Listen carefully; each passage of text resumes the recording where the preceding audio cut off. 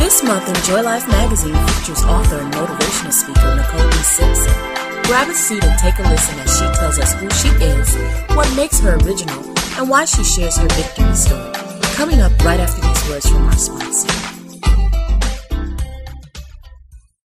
Music for Souls Foundation has been working diligently over the past few years to serve needy families in Haiti. Their mission is ongoing, and with the recent tragedy of the earthquake, it only motivates Sister Martha and Music for Souls missionaries to work harder on behalf of the Haitians. If your heart moves you to help and you want to be sure that your funds are being allocated appropriately, contact Sister Martha Wisby Wells of Music for Souls Foundation at 786-314-1630. You may also visit musicforsouls.com. Thank you.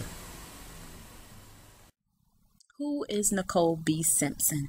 In your opinion, outside of being a minister and a certified financial planner, disaster planning expert, author, and crisis counselor, outside of all of the titles, outside of all of the big titles, could you tell me in your own words who you are? Well, I'd like to be known as a woman of integrity and one that operates with the standard of excellence. And I think that that's very important to me because it speaks to my character. And, I always ask people, if Nicole said something to you, what do you think about what she's saying? And I like when they say, well, you could take Nicole's word to the bank.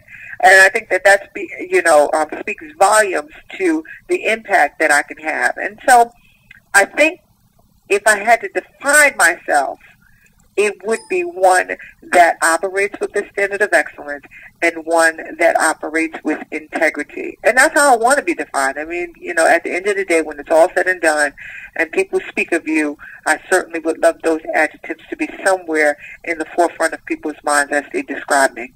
Okay. With that being said, I like to say that everybody in some way feels that they're original. There are so many people that are ministering, so many people that are doing motivational speaking, so many people that are selling books. What would make you original? What would make me? I think the way that I connect with individuals probably makes me more effective. I don't think that there's anything new. I think we repackage things and recreate things, but I see and my effectiveness comes in the way that I am able to communicate. I'm an individual that I don't mind being transparent. I'm going to tell my business before you tell my business, so okay. That is not going to ever put me in a precarious position. Sometimes people oftentimes will hide a piece of them.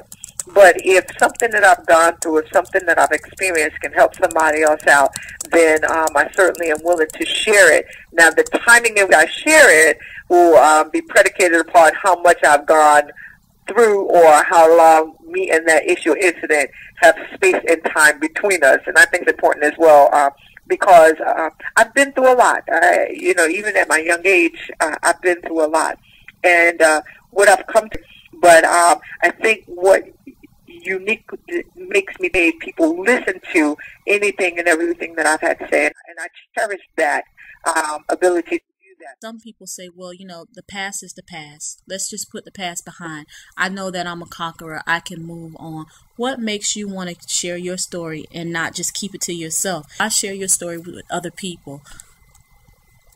Well, I certainly can share the sentiment on both sides. I certainly thought that, I'm going to get past and just live my life from my childhood, and I didn't want to ever share my story. But I think what became more important for me to speak out and become transparent was my experience of September 11th. I worked on the 73rd floor of Tower 2. And I was in the office on September 11th. And here's what I realized after that day and during that entire journey for me. What I realized is that as I was trying to fight for my life and get through the building and walk down the steps as I watched other people die and people fall off buildings around me, as I made it to Broadway, I realized that life as I knew it would never be the same. But I was in the heart of the financial mecca of the world. And so it was the aftermath of that that really affected me. And it was